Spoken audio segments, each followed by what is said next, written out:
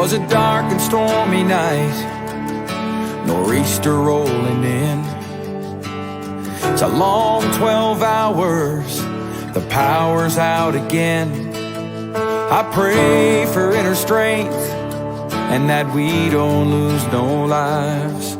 Just another day in the first responders' eyes.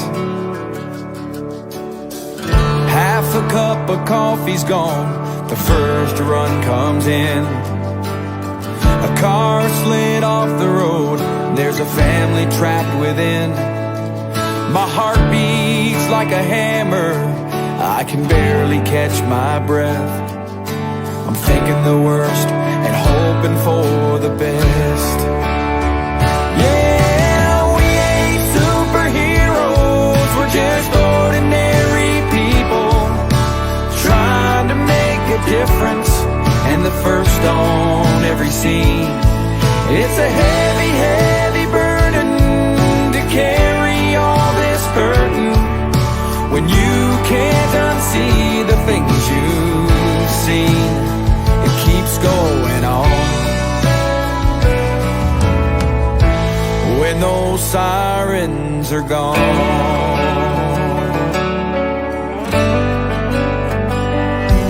Now my shift is finally over, I gotta deal with what's mine and try to find a way to leave those tragedies behind.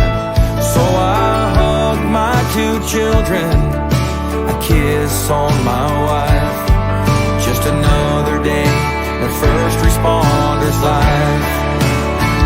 Yeah, we ain't superheroes, we're just ordinary people trying to make a difference, and the first on every scene. It's a heavy, heavy burden to carry all this burden when you can't unsee the things you've seen. It keeps going on. When those sirens are gone.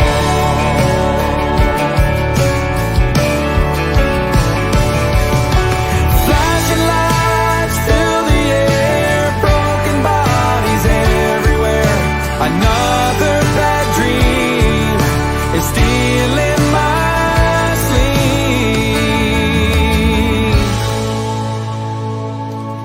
'Cause we ain't superheroes, we're just ordinary people trying to make a difference, and the first on every scene. And it's a heavy, heavy burden to carry all this hurting when you can't unsee the things you've seen. It keeps going on. When those sirens are gone, it keeps going on. When those sirens are gone.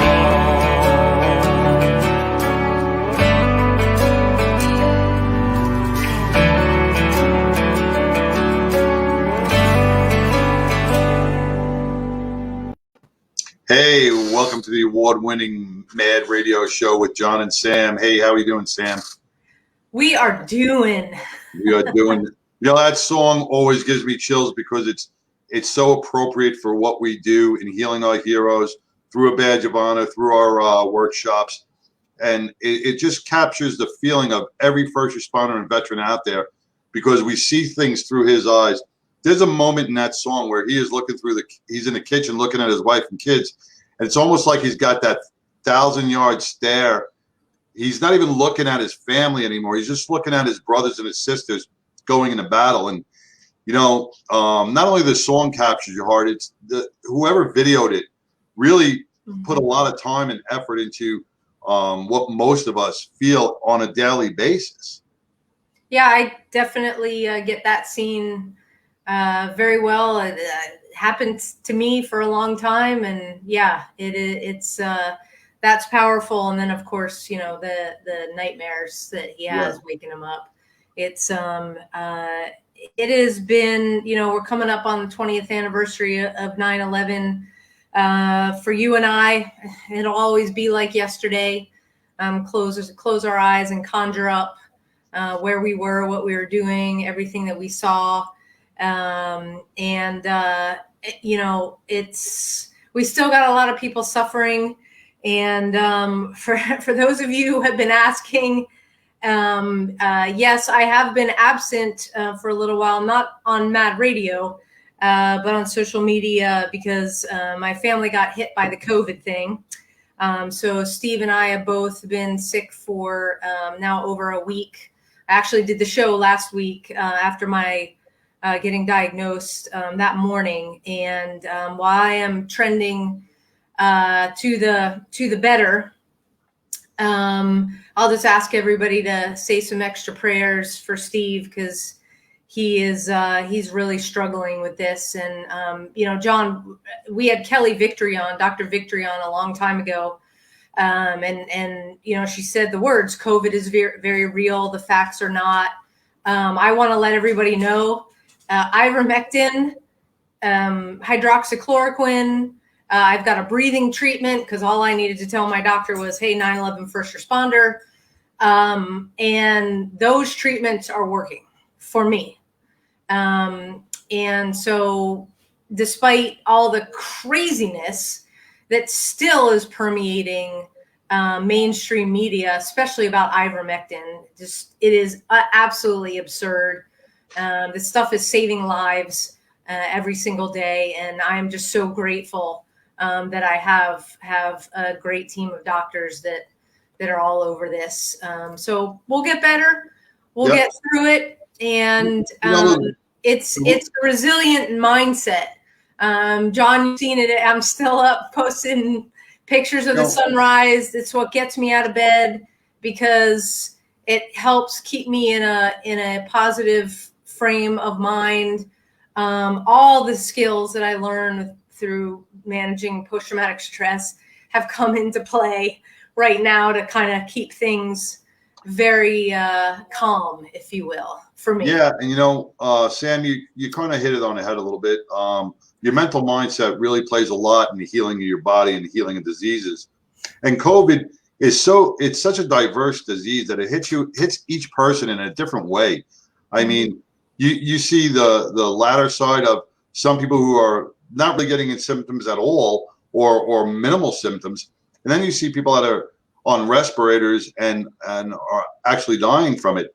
So it's a weird complex disease, but to keep your mental mindset, to keep yourself and your body moving at all times, as hard as it is, I think that plays a big role in the healing process of your body because it helps fight things off. With anything, with any type of disease you have, you got to keep moving. You can't just lay on the couch and make things worse.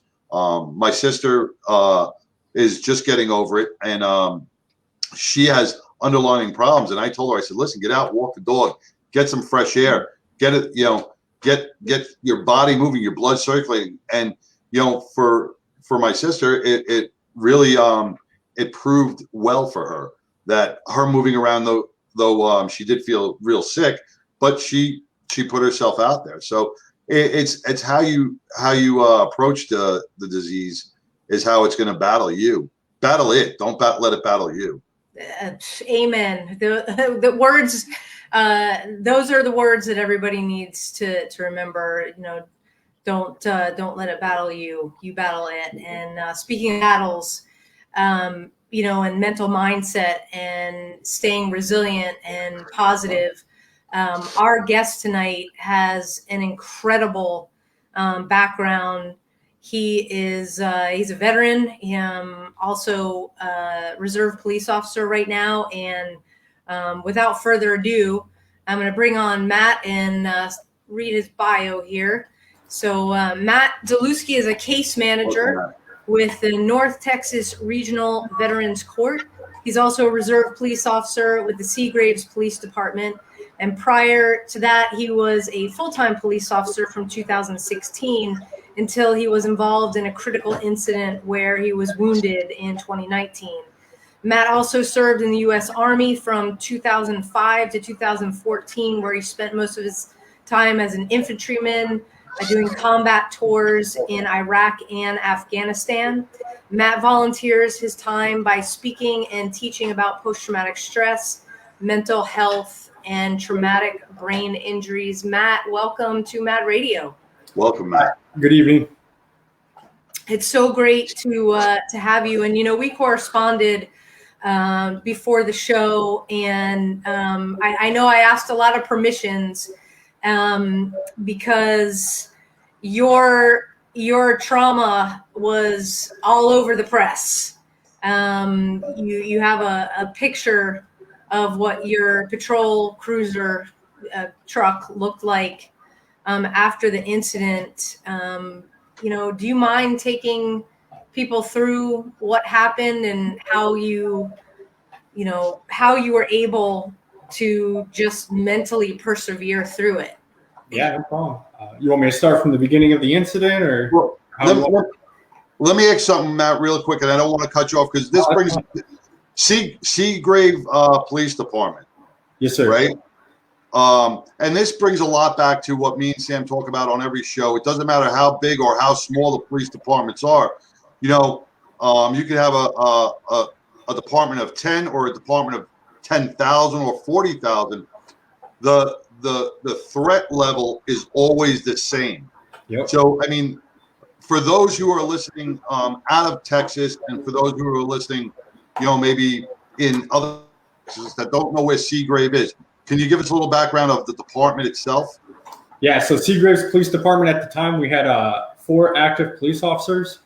We were slotted for about 8 police officers, and we worked a town that was approximately 2,500 people. It was halfway between Lubbock, Texas, and Odessa, so it was 72 miles either way. It was a small city, about 5 miles, 5 miles big. It was in a county that's 1,900 square miles. And in the whole county at any given time, we had between 6 and 8 police officers for 1,900 square miles. Wow. Yeah. That's a hell of a response time when you need help. Oh, yeah. You're looking at 18 to 40 minutes for backup. Whoa. Wow. Yeah. Wow. So, a lot of – and here's another thing. When we talk about officers' mental mindset, New York City, when I worked in New York City, if I called what they call a 1013 officer needs assistance, I had a cop there probably within 30 seconds to a minute. So, if I was fighting for my life, if I was fighting, a felon, I knew within a minute or two, I got somebody got my back. Someone's coming up the stairs. Someone's coming through that door, right? Here in a town like Seagrave, man, 19 minutes is a long time. Oh, yeah. 40 minutes is a long time to be, fighting somebody. And Matt will tell you what he did, because of that time, right, Matt? You didn't have a choice. Yeah. So I just want to set the stage, so go ahead. No, that's fine. A lot of people they can't comprehend rural West Texas, and so we're flat dab in the middle out there. And unfortunately, because of the design of how it is out there, we have a lot of oil fields, so we get a lot of people who are on the run and stuff that think they can hide out there. And so we often get a lot of crime where I work. And so you want me to just dive right into that night? Yeah. All right. Yeah. So I just got on shift. It was about 7:30 at night, and I ran criminal interdiction. And so I usually had a spot off US 385 where I parked at. I was coming down US 385, and I was turning into my spot, and I saw a blue pickup truck. The street that was running perpendicular to the road was called Bourbon Street, and I knew there was a wanted felon. He was a Mexican mafia guy. He had 5 felony warrants that was living on that street and driving a blue pickup truck. So I just took a gander. It was like, maybe I'll run his plates and see if it's the guy. So I spin around him. At that time, I noticed his windows were tinted completely, where you couldn't see inside. They had a silver reflection. And so I'd already established probable cause. So I run the plates. Comes back to La Mesa, Texas, which is one of our neighboring cities. And that's where the suspect's brother and family live. So I was kind of building my case right there that it possibly was the guy that I was looking for. Before I could do anything else, this truck spins its tire, takes off across the highway, and starts speeding. And so I was like, pretty good chance there's some criminal behavior going on. And so, now, at this point, he saw you behind him, or your presence was known, right? Yeah, and he knew I was going to probably pull him over. And so this dude just guns it across the highway. I have to wait for cross traffic. I follow suit. And at that time, I'm waiting for the radio to clear and to get everything set up. And we're what I call skedaddling. So we're not in a pursuit, but he's actively trying to get away from me.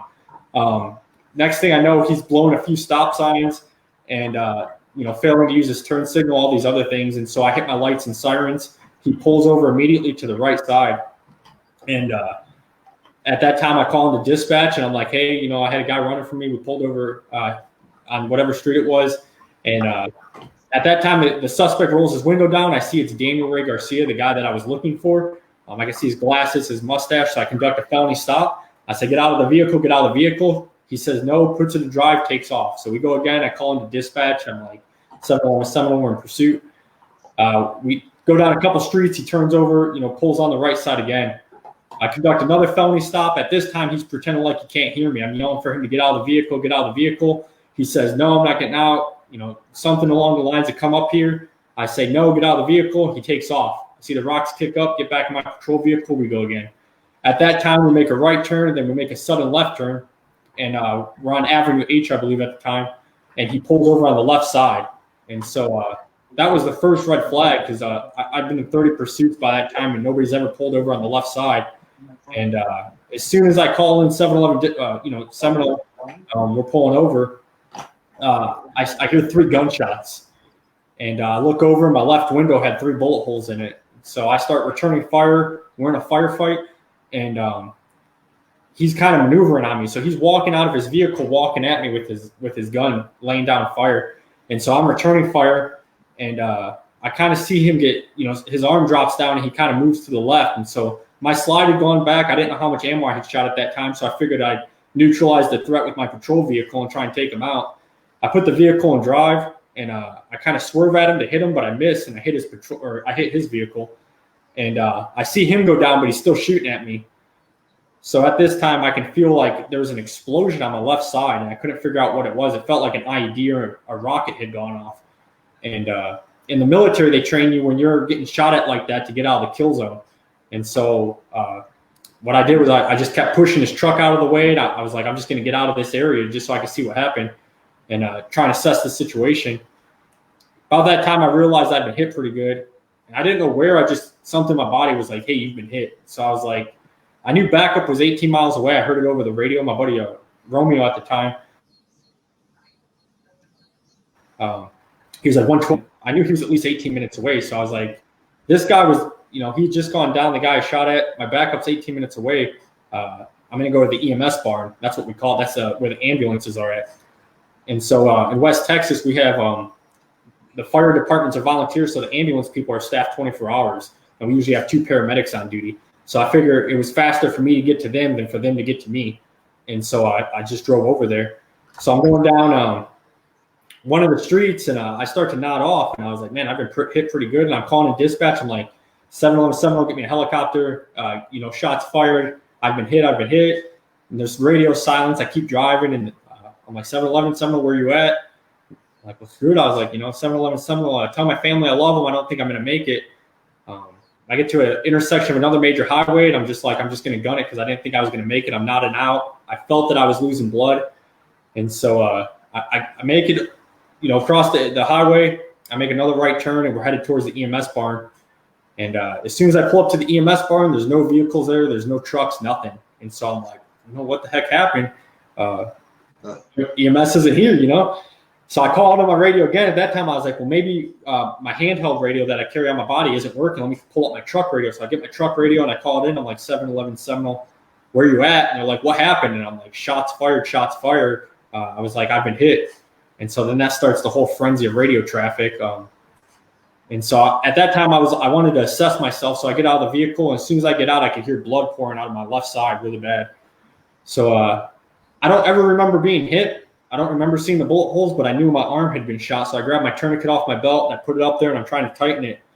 And so I'm trying to tighten it the best I could, and I had trained plenty of times how to do it, but the blood was coming out so bad that it was hard to tighten it. So I saw an SUV that was like 100 feet away at a park, and I was like, well, I'm going to get them to come help me. So I start waving. I'm like, hey, help.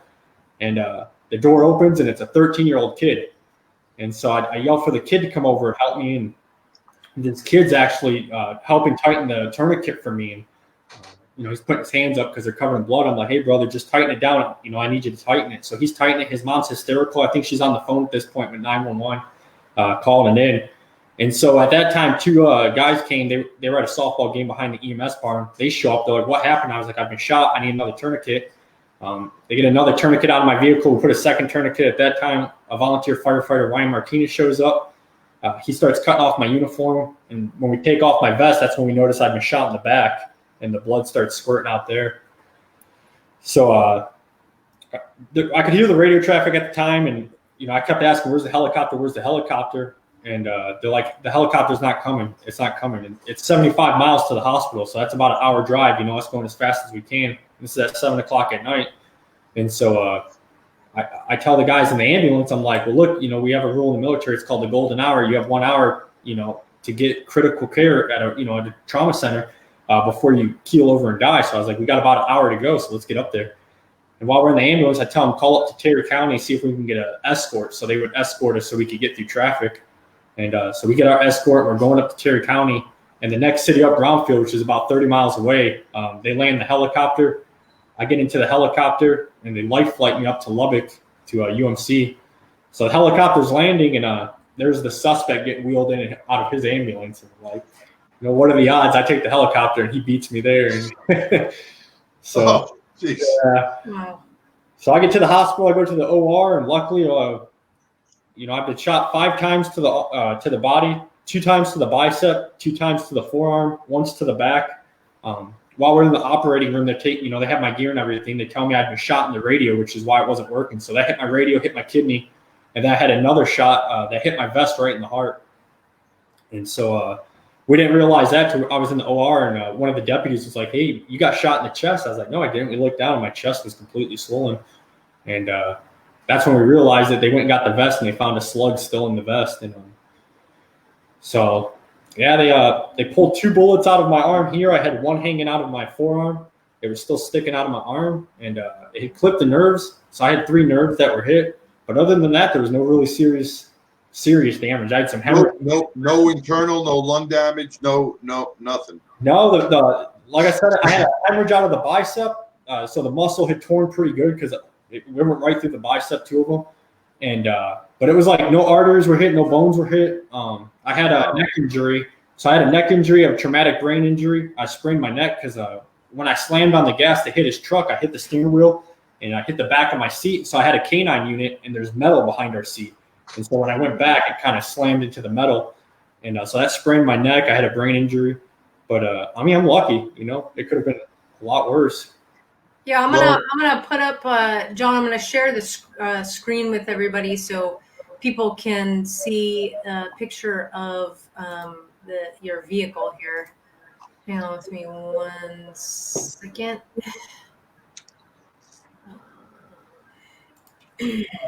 Matt, while she's doing that, oh, there we go. Wow. Yeah, it's crazy when you look at it, This guy was definitely aiming to kill. How many times was your vehicle struck? I believe they said 18 times. There was 18 bullet holes in it. Jesus. Yeah. So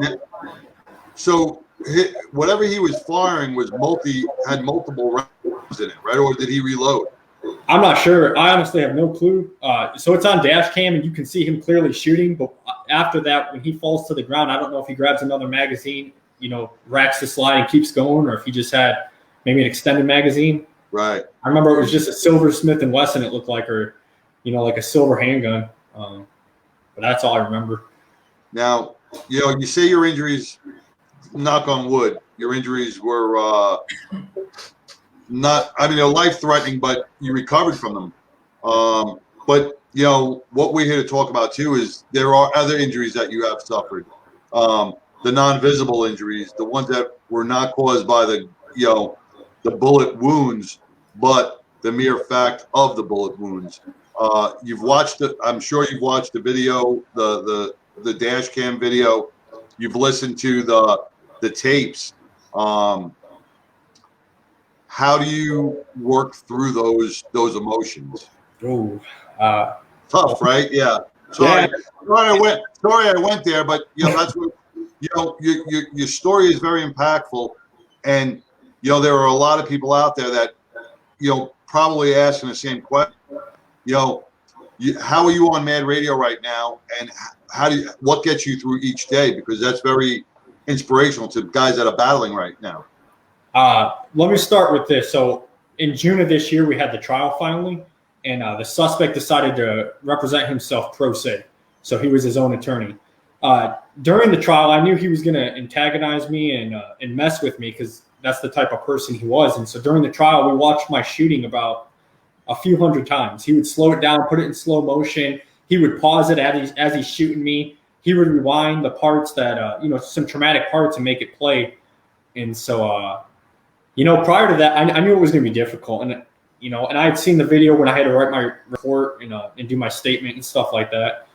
And so I knew it was going to be difficult. But going in there with the mindset that, that you're stronger than this and you're stronger than the guy who did it, and just kind of hyping yourself up, just staying positive the best you can. It's not easy. I'm not going to lie and say, oh, it's a walk in the park. I can no. Times, but it is difficult to watch. It's emotional. Listening to the 911 tapes and, watching your dispatchers cry in front of you and like the EMS people cry in front of you. That's difficult to watch. But at the same time, you realize you made it. I'm out here with my family enjoying time. The guy's going to prison, and that's how you just got to look at it. Just try and find the positive in everything and don't dwell on the negative.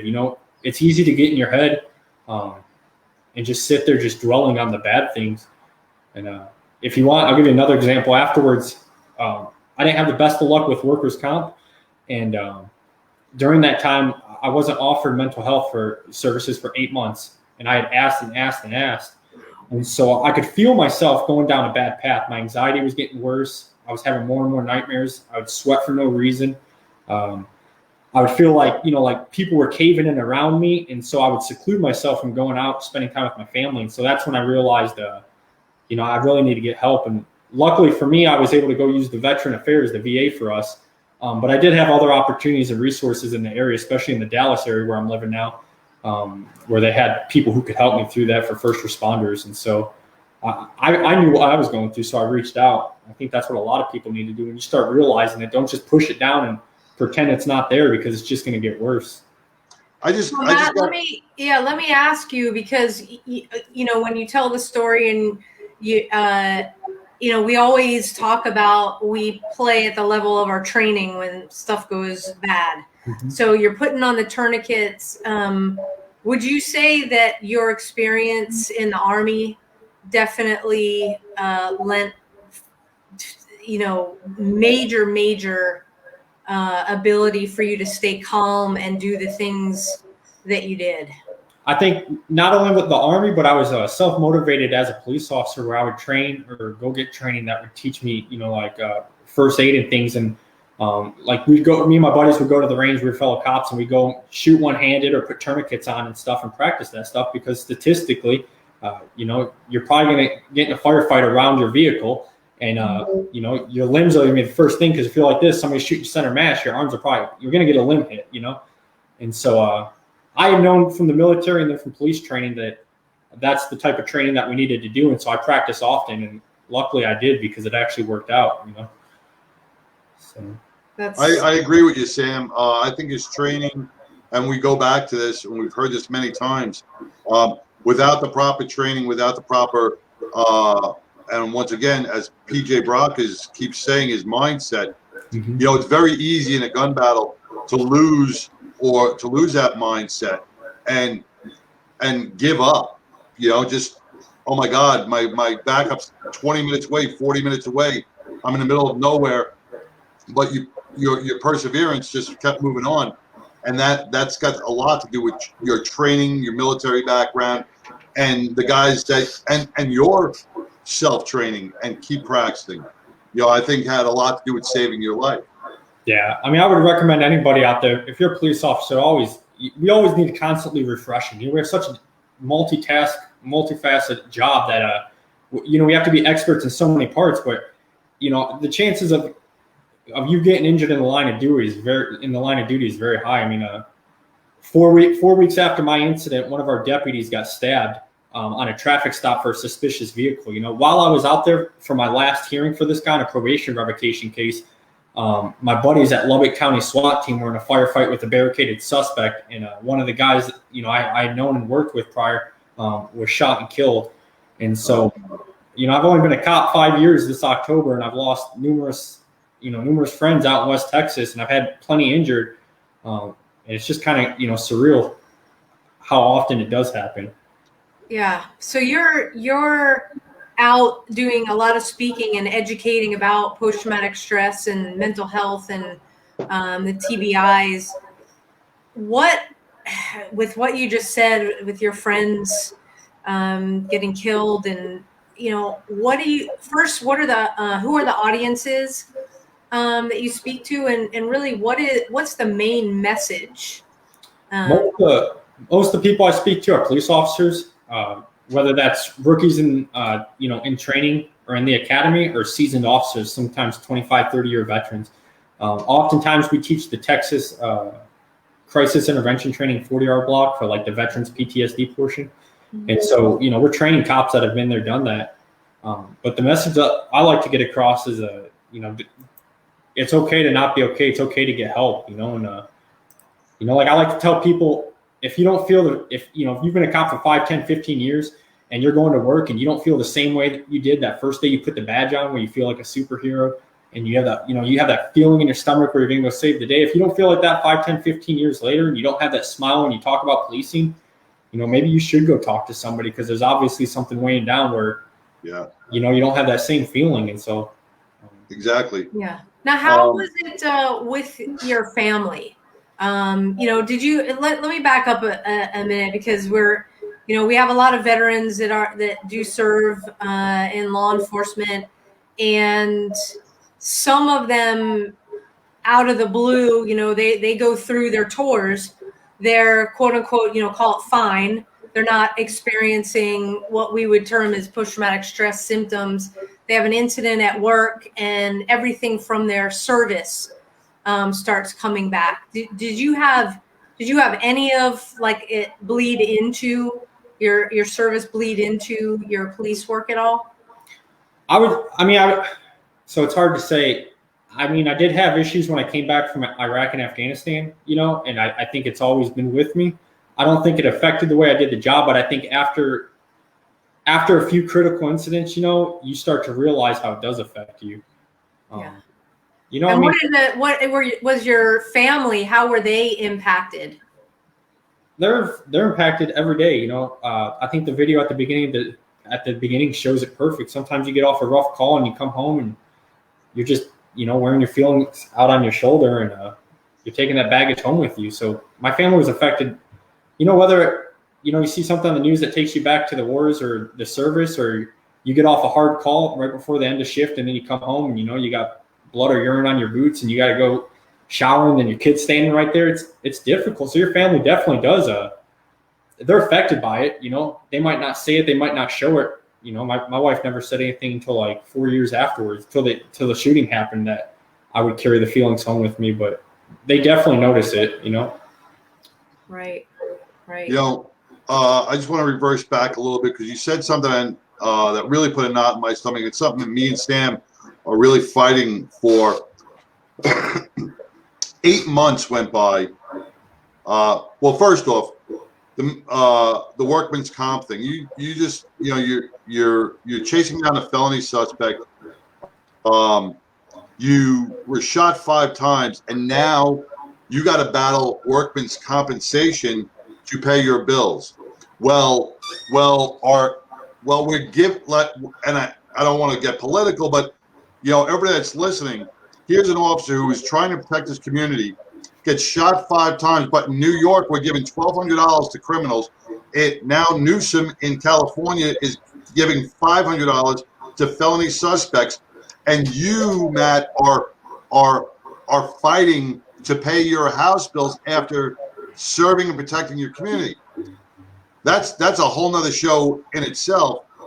Then when we talk about 8 months before you were able to get help, and then you had to go to the VA for help, I'm beside myself going, we have a problem.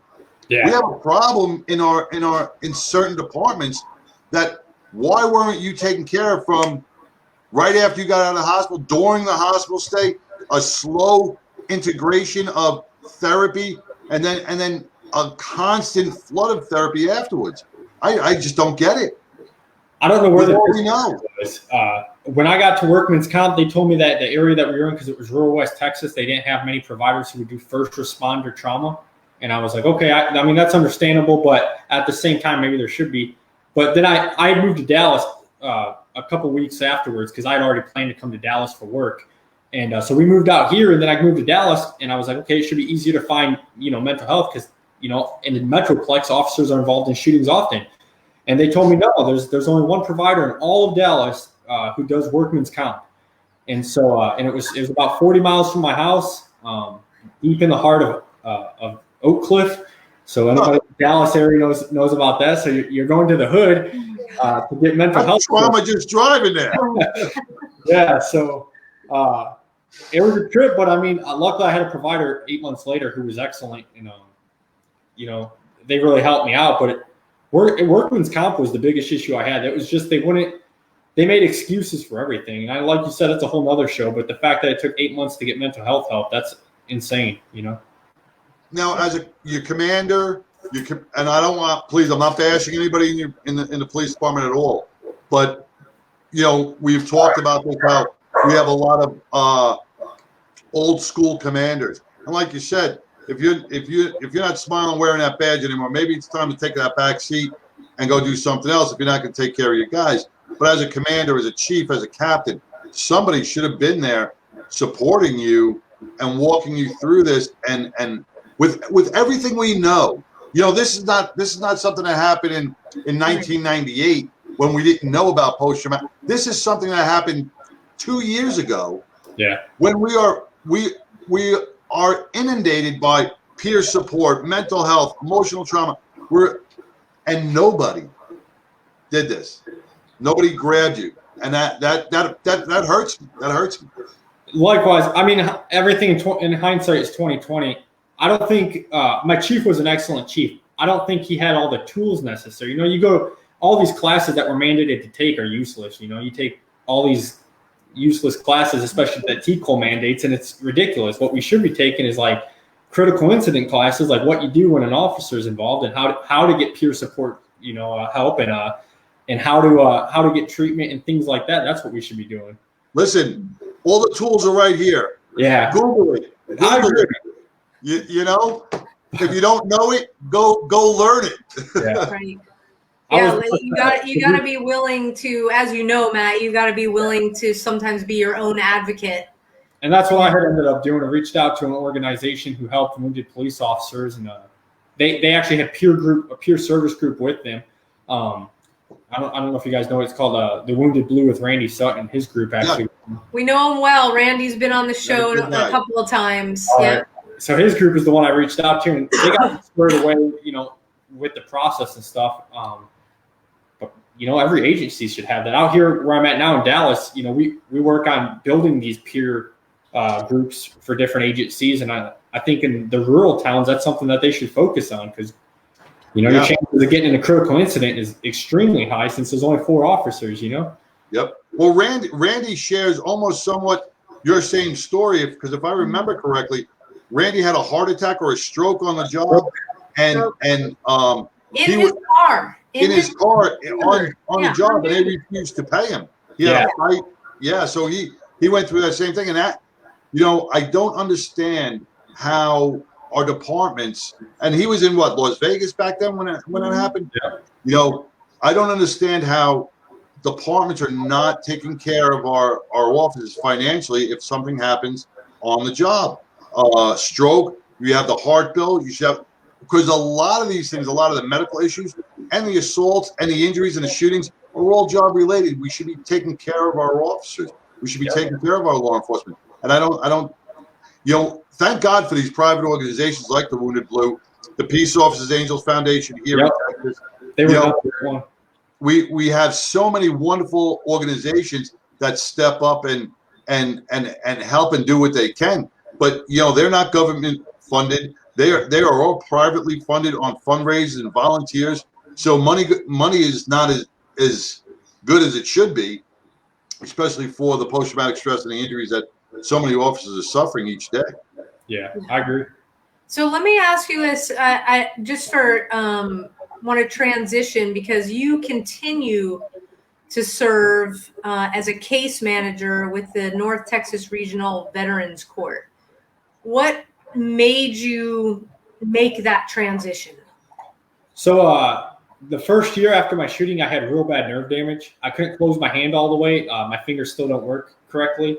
I realized at that point, law enforcement full-time probably wouldn't be the wisest thing, and I'm a realist. So I knew barely having 5 years of service, it's not like I'm going to get a desk job in the Metroplex, when I'm fighting against all these guys who have 15, 20 years. So I realized real fast that I'm probably going to have to make a career change, and so the doctors kept telling me that my nerves, they wouldn't know when it would heal. They said 2, 3, 4, 5 years. They said because it takes about a month for 1 inch to heal. And so from my neck all the way down to my arm, it's about 2, 3 years of healing right there. So my buddy, he's a deputy now out here in Collin County, and he had told me about this job, and it was to help veterans, and it was doing social work and case management, and it was kind of in the criminal justice world. So I was like, that would be a perfect shoe in. I've worked as a cop. I'm a veteran, and I wouldn't mind doing social work. And so I sent my resume, a cover letter, and I think a day later I had an interview, and then I was hired on the spot. And I've just been blessed to work in this job. So wow. Awesome. So what exactly do you do? So we have 5 courts in our region. We run 5 different counties for their veterans courts, and we deal with justice-involved veterans who get arrested for things like DWI, unlawful carry of a weapon, drug charges, possession charges, assault, family violence, some assault offenses, and things like that. No murders, no manslaughters, no sexual cases or anything like that. And so many times when veterans come back, they don't know how to deal with their problems, Like when I came back from my first deployment, I would say a good 20 people out of my unit had gotten arrested in the first month. My second deployment, we probably had a good 15 guys arrested. We had a guy who out of my last deployment did a drive-by shooting right outside base, and he was arrested for that. And so oftentimes when veterans come back from war and they leave the service, they get lost in, you have all that structure, you have all that discipline, the camaraderie, and your op tempo is so high going 100 miles an hour, and then you go to being told you don't have to do anything. It's hard for them to make that transition and switch, and a lot of people have poor coping methods, so they rely on alcohol and drugs to deal with it. And so my job is to intake these veterans, interview them, and if we admit them into our program, help them transition, to being the civilian that they need to be, help get them the PTSD help, the service-connected disability help, the drug treatments that they may need, help get them all the different resources that are out there for them so we can get them back on track. And surprisingly, a lot of these guys are also first responders who just got lost on the way. Maybe they were coming back from the bar, got a DWI. And so we try and help them get back so they can get back into this, being a police officer or a corrections officer or a firefighter and things of that nature. And so that's another, you just hit on another show, transitioning out of the military. Our military, and I hate to say it, I'm not a military veteran, but I see so much of it. They do a piss poor job on transitioning our veterans who have served to come back out into society. And it's just like we don't transition our law enforcement after retirement. And I wrote an article, When the Music Ends, and it touches on those very same things. We're not looking at the afterburners. We're not looking at how that mission continues. So, we have a lot of work to do, and I'm glad you are here with us today to help pave this road to mental health awareness and to help our veterans. So I can't thank you enough, Matt. Thank you. I appreciate the support. Yeah, absolutely. Ditto what John just said, and I want to ask, since you served in Afghanistan, have you received calls from buddies that you've served with, or have you seen an uptick in folks that need help? Yeah. Surprisingly, it's been bad. So in June is when Kandahar fell, and so I was in Kandahar in an area called Panjwai, and that's the birthplace of the Taliban. That was one of the first places to fall. And so in June, we started all feeling the feelings of, man, maybe our time over there was wasted, and it's hard because like I felt it myself, and I didn't want to. These are feelings I never felt before. And you're frustrated, you're angry, and you're like, why? Like we knew this was going to happen, but why? And then I started getting calls from my buddies, and I would see their Facebook posts. And my buddy's going to kill me, but if he watches this, but he called me from the bar, and he was just tore up, drunk, and he's just crying about it, and he was just really he was just beat to the ground, just watching the fall of Afghanistan and watching the stuff in Kabul and stuff, and like what do I tell a guy like that? Like I'm dealing with the same stuff, and it's hard. Just he's like, I wasted my time over there. My mental health is in shambles because of this, and it's hard to deal with. So I've definitely seen an uptick of it. And actually, Afghanistan's been a lot harder than what had happened in Iraq. I don't know why, but it seems like the Afghanistan veterans are having a lot harder time. And I see it in our veterans court. We have a lot of Afghan veterans. We have a lot of guys who served with the Marines over there, especially the ones who are wounded. And so they reach out. You see it on social media. I also run a page called Panjwai Valley Gun Club, and it's for Panjwai veterans in the area surrounding. And as soon as this started happening in June and July, our messages started going up and our responses, and people started reaching out just saying, like, hey, I'm having a hard time, I'm really struggling. And so definitely saw an uptick on it, on, people's mental health kind of deteriorating or them having issues because of it. Yeah. Now, has the VA, because I know they are a limited resource,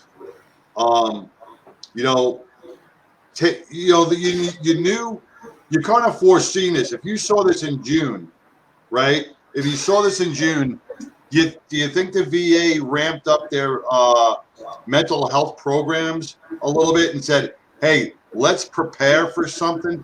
Maybe we're going to get a wave of something just in case. Do you see I think that's an oxymoron to put government and prepare in the same.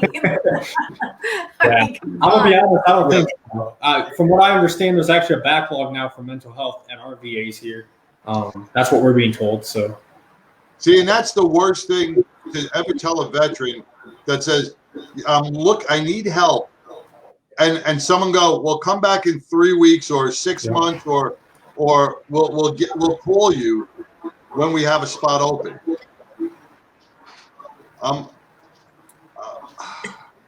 Yeah, it's that's part of Matt, I know a little bit about what John and I do with a badge of honor, is that the resources and the folks that you reach out for help. First of all, your outside agency, so whether it's outside the VA or outside of the department, we're going to get you hooked up into a program if you need it, but you're going to be able to talk to the staff that run these programs. And so, for the veterans, there is help out there.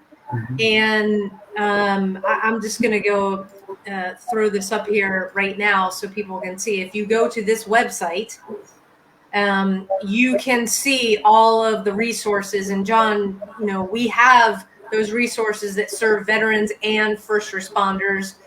So they are, and their families. And the families, because the family is always included. So nobody needs to suffer. We don't want you to suffer. Matt doesn't want you to suffer. And, it is, there's an officer right now saying that's where the alternative resources come to play when the VA drags its feet. Yep. We know what the situation will always be with the VA. And you don't have to suffer. Yeah. There is help.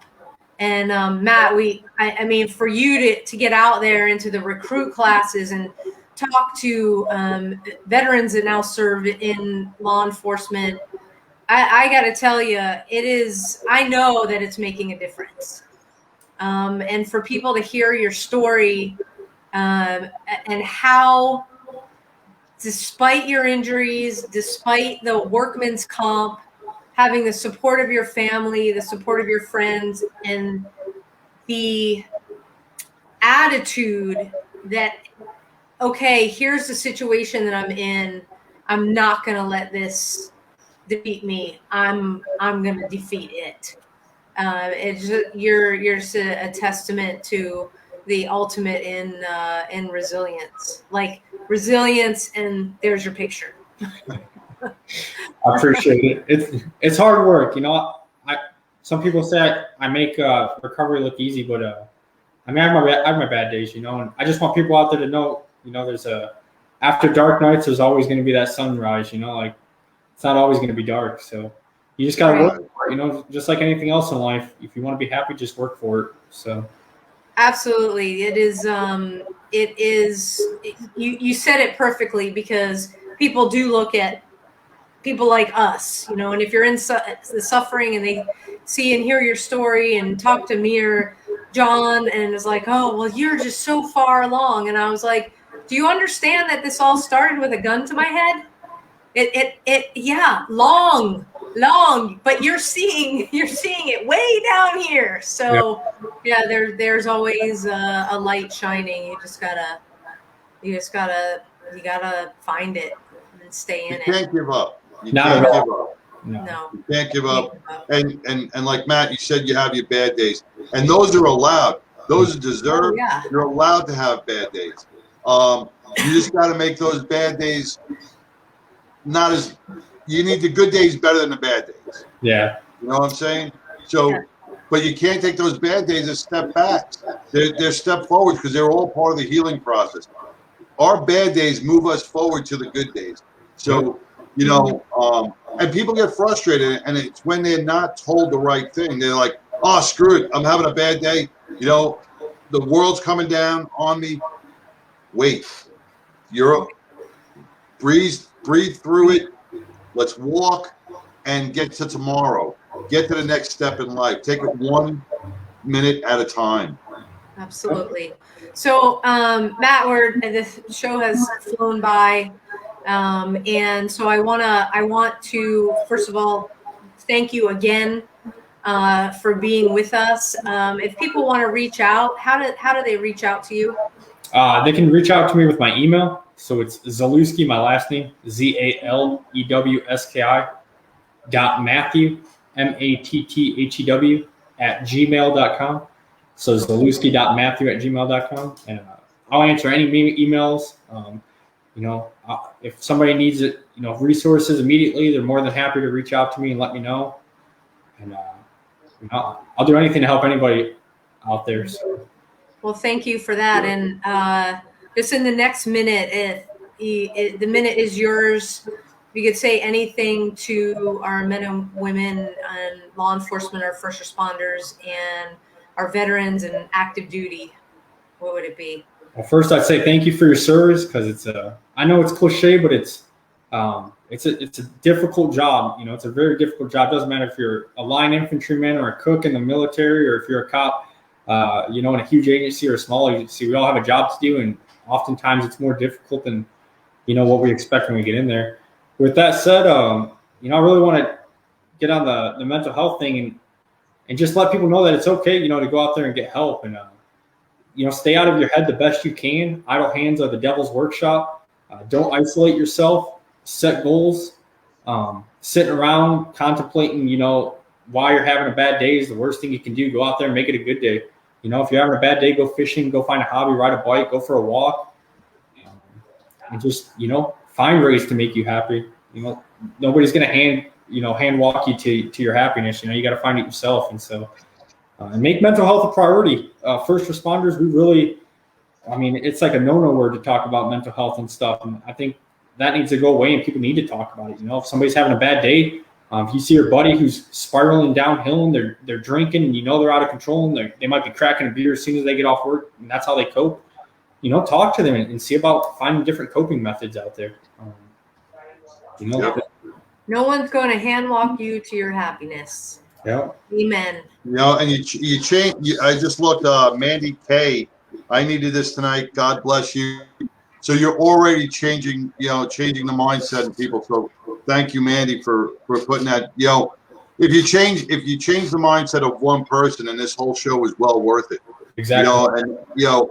And that's what I can't say enough to you for coming on this show and helping share the show with other first responders and veterans, because like Mandy, she needed this tonight. How many more need it? Just this conversation, just this open conversation. And I really wish we had phone lines where we could talk, take callers and listen to them. Yeah. But if your voice is changing just on Mad Radio right now, I can't imagine they're hearing you all over the academies. They're hearing you at the Veterans Court. Association, and they're hearing everything you say. So Matt, thank you for voicing and sharing everything that you've been through, because it means a lot, and you're helping people. Thank you for this opportunity, guys. You bet. Thank you, Matt. We'll be in touch. Take care. Thank you. All right. Wow, what an incredible show. The heroism and the recovery. Hey guys, I'm going to put this up again. If you are in need, please do not wait. Please reach out for help at badgeofhonor.com. I also posted Matt's personal email that he was so generous to give out. Reach out for help. It's there. So grab onto it. We'll get you what you need. We want to thank you guys for tuning in each week and doing this journey with us. And if we've got some milestones that we're trying to hit, especially with the YouTube. If you are part of our Facebook family, thank you so much. Jump on over to our YouTube channel, which is at Mad Radio Texas, and subscribe over there. And 200 is the magic number. We're creeping up slowly, but we'll get there. So we'll have our own channel there. And if you're part of our YouTube family, awesome. Jump on over to Facebook. You can find us at Making a Difference Texas. And make sure you follow us there so you get notified each week of the show. To all of our first responders, to all of our law enforcement, to everybody that is serving here at home, holding the line, keeping us safe every day. We thank you. We love you. We are praying for you. To all the veterans, especially those that served in Afghanistan, we're holding you here. Your families, we are with you. We support you. Again, reach out for help if you need it. And for all of our soldiers still fighting the good fight overseas, God bless you. And thank you for what you do so that we get to do this every week. John, take us home. Well, with the current state in Afghanistan and with the 9/11 20th anniversary coming up, we have 13 new Gold Star families. I want everybody to please keep everybody in their prayers. Say thank you, and please never forget. Remind people if they have forgotten, because it's okay. Let's just remind them. And I would be amiss to say, if my wife doesn't tell me this all the time, if you could do anything in this world, just be kind. If you could do one thing, just be kind. And I probably screwed that up, but if you could do one thing, just be kind. And let's make every day September 12th. Sam, I hope you feel better. Blessings to you and Steve. Thank you for powering through the show. It was very powerful, very informative. And I think we made a difference. We definitely did. And for everybody that wants to join us, my status is still up in the air, but this Saturday we are reading 9/11 memorial reading of the names at we're mustering 7 a.m. in Rockwall at the public boat ramp. So come on out and remember with us. Yes. Until next week, guys. Thank you so much for your love and support. Take care. Good night, Sam. Night.